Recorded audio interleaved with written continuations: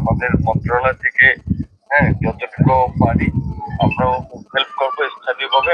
আমি ইউনূস সাহেবের সাথে কথা বলছি, উনি মানে আজকে আসছিল। তো আমি আমাদের দলের পক্ষ থেকে আমাদের যিনি প্রতিবন্ধী নুরুল উনি পাঠিয়েছেন, আমরা আপনাদের সাথে কথা বললাম বা জেনে গেলাম। যে কোনো বিষয়ে আমাদেরকে জানাবেন, ইনশাল্লাহ আমরা আপনাদের পাশে আছি। সরকারি বিষয়ে যে কোনো ধরনের সর্বাত্মক সহযোগিতা করবো আপনাদের।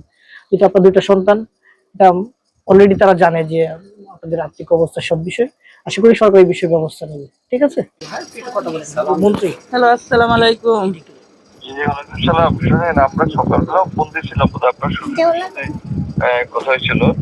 তো আমাদের তো আসলে মৃত্যুর উপরে তো কারো হাত নাই। আমরা দোয়া করি তার জন্য। আমরা কাজ করতেছি সরকারের পক্ষ থেকে, এবং এই বিষয়ে মাননীয় প্রধানমন্ত্রী তারেক রহমান আমাদের বলছে আপনাদের পরিবারগুলোর পাশে থাকার জন্য, এবং আমাদের মন্ত্রণালয় থেকে যতটুকু পারি আমরা হেল্প করবো স্থানীয়ভাবে। আপনাদের এমপিও বোধহয় গেছিল, গেছিল আপনাদের খোঁজ খবর নেওয়ার জন্য। কালকে আসবে, এমপি আসছিল না। কালকে সকালে উনি যাবে বোধহয়, ওনাকে বলে দেওয়া হয়েছে। এবং ঠিক গেছিল আজকে। আজকে অনেক মানুষের তাই দ্বিতীয় বোধহয় আসছে। তো এখন ধরেন যেটা আল্লাহ সেটা তো আমাদের কিছু করার নাই, কিন্তু আমরা যতটুকু আপনাদের পাশে থাকতে পারি আমরা সেই জায়গা থেকে আমাদের সর্বোচ্চ সাপোর্ট আমরা সবাই মিলে দোয়া করি।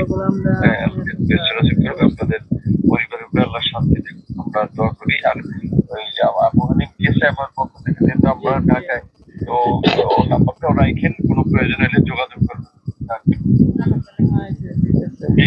ভালো থাকবেন। বিকাশ পেমেন্টে 10,000 টাকার বেশি অফার। শপিং চলছে তো।